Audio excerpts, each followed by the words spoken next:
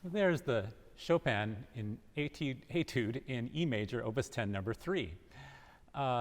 This is a beautiful piece, and it was requested by a member really just a few days ago, and I have enjoyed working on it intensely for those 3 days.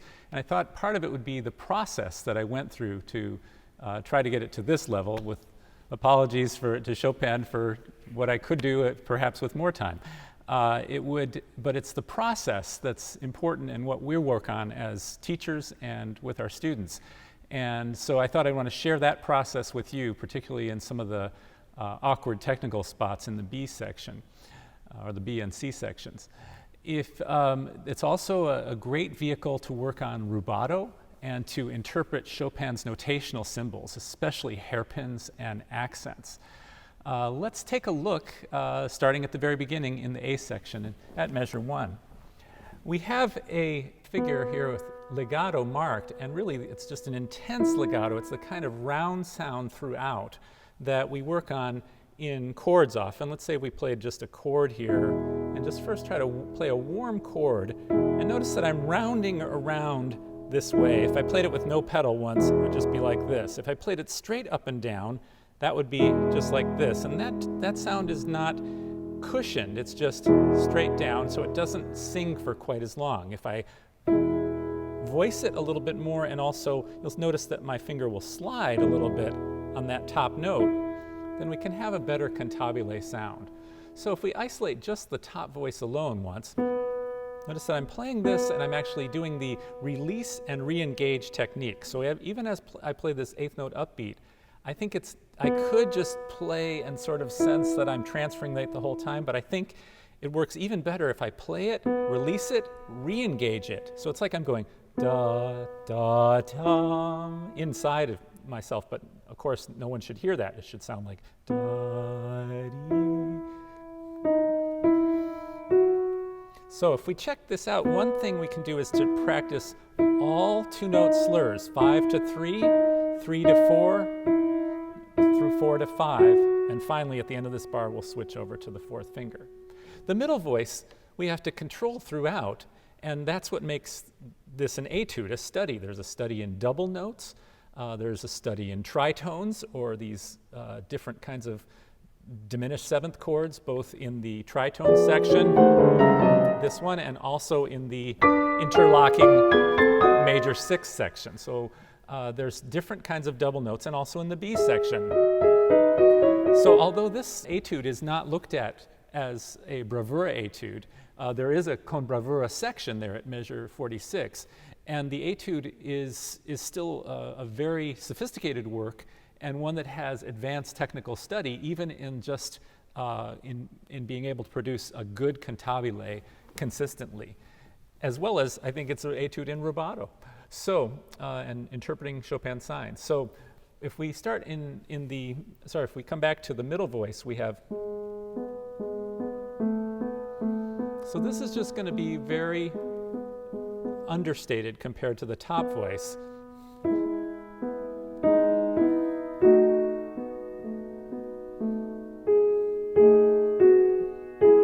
Etc. And the left hand has, notice that the hand is just open enough that it is needed for, and then relaxed when playing 3 to 1 on these. Accents throughout in here that are written like this, I believe, are accents of time, meaning that we don't want to have, it's not any kind of samba beat or rock and roll. It's not a hard kick there on the offbeat. So it's more for time, I think, to not have us not rush to that particular figure. If we think of it being ba, da, instead of ba, dee, dee, da, that'll help us to hold it and to keep a kind of breadth to the sentiment. So we see the first hairpin right there in measure 1. It's an opening hairpin, and most of the time, generally I would think of opening hairpins, not without exception, as I would explore them as being a broadening, a warming, something along the lines that I often quote from Seymour Bernstein's book of Chopin interpreting his notational symbols. And what we know about hairpins, particularly through the music of, or the observation of Brahms by one of Clara Schumann's students, that it had to do more with, for many composers from Beethoven through Schubert and Schumann and Brahms and Rachmaninoff and some others, more with issues of time and specifically with rubato. Were dynamics a part of it? Probably, absolutely in some cases, but more important, especially in Chopin, is the issue of time, as we'll see in a number of instances. So in this case, I'm suggesting that we have some motion propelling us forward. I don't know anybody who plays lento ma non troppo at the eighth note equals 100. It's played usually somewhat slower than that, sometimes slower than what I'm playing. I like the ma non troppo, so I'm trying to keep some movement forward, but being also very vocal. So if we have da da ti di di di da da da da ti di da da da da da da da. So after, if I take a little time to warm into this, I'm going to try to bring us a little bit more movement to the next downbeat.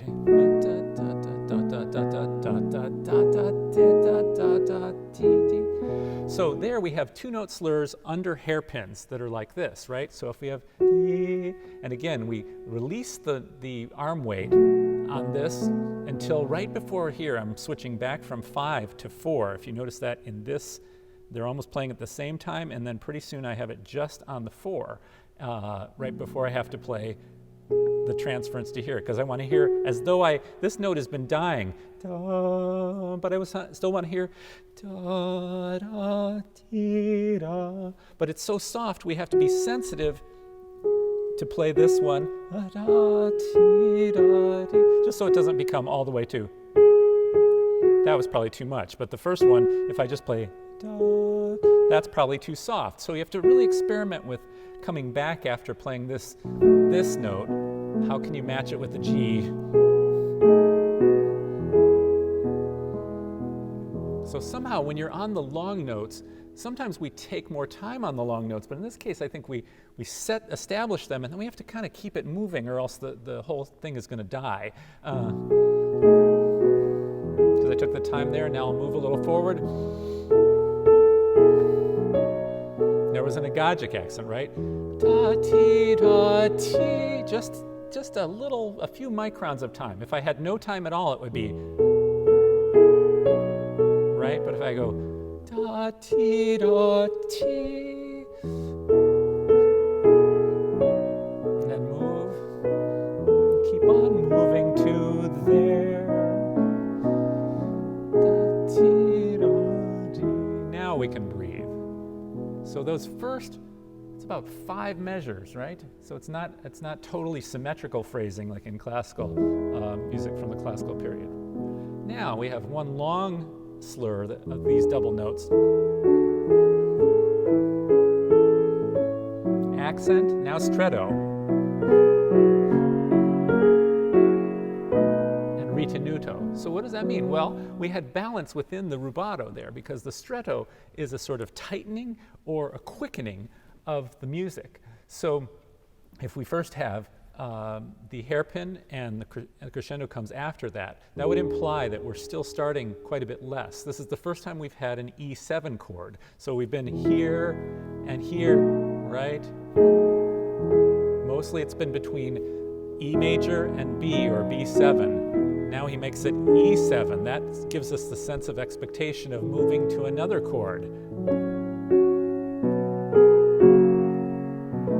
Back to B, and then B7, and then back to the A idea. So if we look at measure 6, we have this starting softly, but with a little sense of movement, not square, not, but ya da dee dee da da da da dee dee dee dee da da da da dee dee. Now move at stretto. Take your time for the agogic there, maybe. Breathe. Hairpin again. This is repeated material, but let's hear it again. Once again, the 2-note slurs. 2-note, time, and then move. Spring the phrase forward. This ends up closing the phrase. Take some time here. Really like the color of that.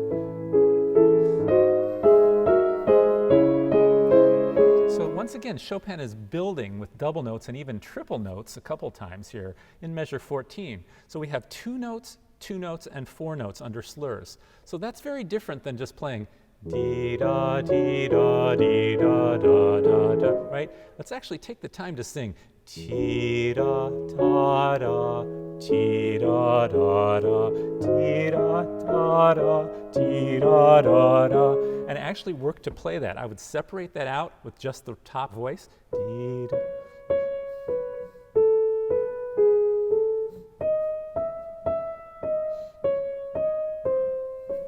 Right? And then when we put that together, we also do it with the crescendo and then the stretto in measure 15. So first we start with piano. Stretto, 2 note, 2 note, moving a little bit faster.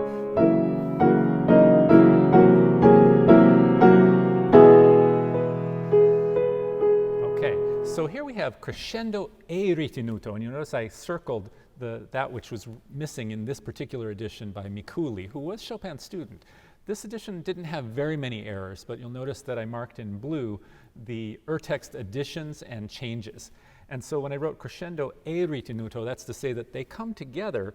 Those are both happening simultaneously. So the ritenuto is written later, but the whole idea, the affect, is already being expressed there right at the end of measure 15. And so you might also notice that I'm phrasing, I'm not going 1, 2, 3, 4, 1, 2, 3, 4 in terms of the 16th notes. I'm thinking more of them being 2, 3, 4, 1, 2, 3, 4, 1. So after the downbeat, I'm actually taking a split second more time after this chord, the first F sharp 4, 3, this F sharp 7 chord. So listen again, you'll hear I'll go, and then it's not going to be this much time, but it's like I'm going ba ba ba bum ba ba ba bum. But I have to tie those together so it's not so obvious. But in a sense, from the second 16th note of measure 16, I'm using all of those notes as an upbeat to the next downbeat of measure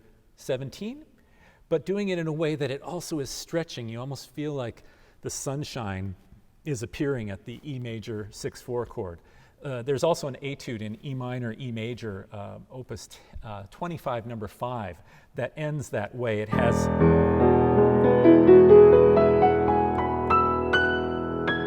And I always feel like when I hear this chord, which is the E major added 2, which is the F sharp, it feels like sunshine to me. And so this feels like another one of those sunshine chords when the clouds are being cleared away here.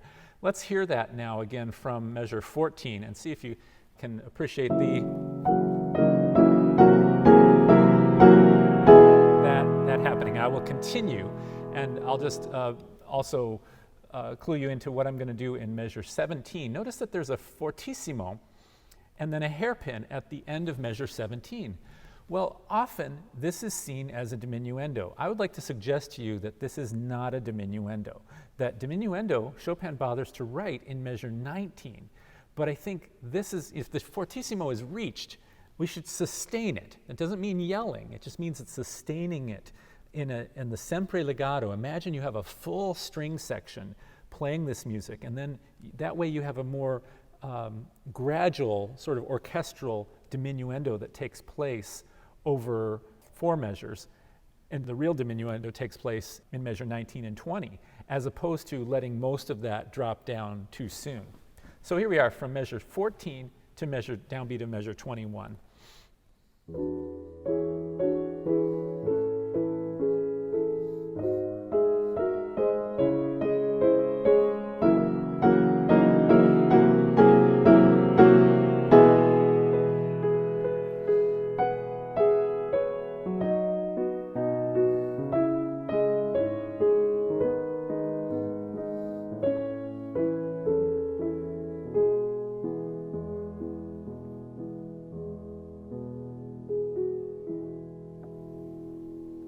Can breathe before the B section. So there were a lot of things happening there. Sempre legato, then in 19, the diminuendo. I was coming down just a little bit, but hopefully not so appreciably that I wasn't able to miss the opportunity to diminuendo from the second beat of measure 19, and then to have rallentando as well. If I go from measure 19 and imagine me playing, say, forte, I'll narrate a little bit what's happening, especially at maybe the 32nd note level. You'll hear me maybe go, ya da da da da da.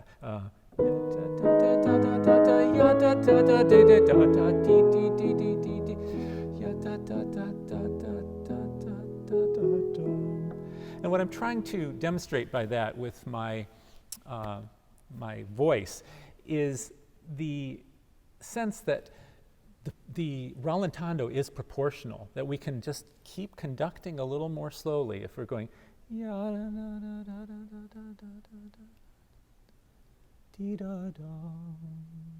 and then we bring closure to that A section.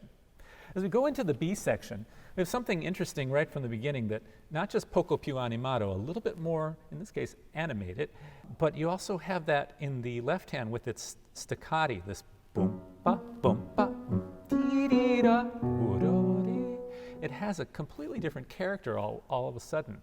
And so the right hand is still legato, but that means we have to be that much more, we must finesse the pedal more carefully, because we're probably still going to be pedaling a lot, but we have to pedal either more shallowly or more often. Let's see, what do I do?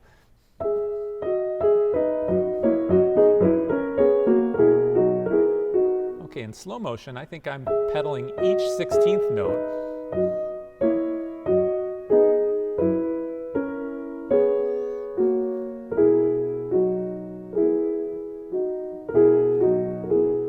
I could potentially even finger pedal this low B for this. I could hold it if I like that sound in there, which I think I do. But if I played with no pedal, I think you'll hear a difference in the sound. If I go,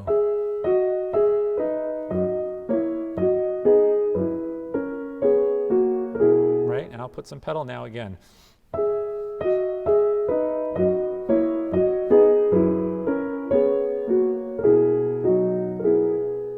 The pedal adds more resonance by catching the sympathetic overtones. Hopefully that's also appreciable coming through a compressed video feed.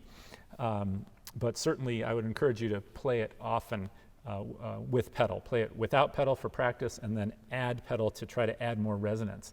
These double notes can be played, of course, separately.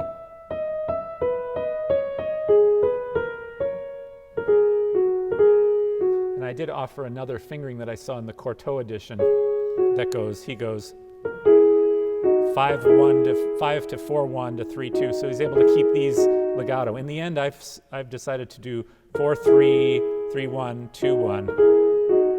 So I'm just voicing more to the soprano voice than the alto and trying to minimize the movement of the thumb. You can also practice the alto voice, and you can do that in each place. Another place that I noticed I've initially marked fingerings that I'll change for you again in measure 25 and 27. Some editors have what this one does, which is to play 5-2, 4-1, well, and 3-1 there. I find that extremely awkward, and anybody with a smaller hand is going to have perhaps even more difficulty playing this one right here. So there's no problem as long as you're listening musically to play 5-1, 4-1, 5-1, 4-1. Another edition I know has 5-1, 4-1, 5-2, if that feels good for you. I tried that, but I noticed when I was reading that I was playing them all with thumbs, and that feels better than trying to slip that one in there. So be careful about any of those, because throughout, especially when we get to the third page, we're going to be watching how we can release these fingers more carefully, and so that you don't end up with any kind of injury. Same thing here. Be very, very careful about how you do that. Moving from measure 28.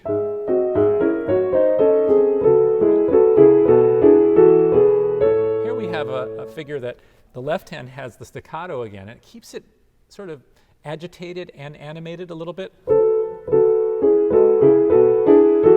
Because if we're all legato, it would be. That really gives it a very different character. So we have a hairpin, which would imply to me that we're going to linger on the downbeat just a little bit. And then really use the crescendo into the last 3 16th notes especially.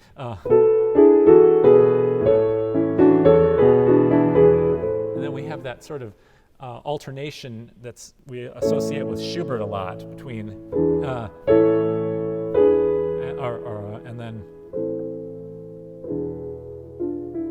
So that's what we have here, and this is a double note figure. So notice that probably 5/4 and 2/1 2/1 in this voice, and then 5/4 to 5/3. You can imagine hearing this little thing out of context, how Debussy loved Chopin, and as I play it, I can imagine Debussy playing around with this and just playing around with sounds like this. It almost seems reminiscent of something like Clair de Lune. So when you have to play non legato like this, play with that round sound as quickly as you can to get it off, but without playing straight down. So there's a warmth in the sound always. For that, you might need just a little bit of time to pull off that subito piano.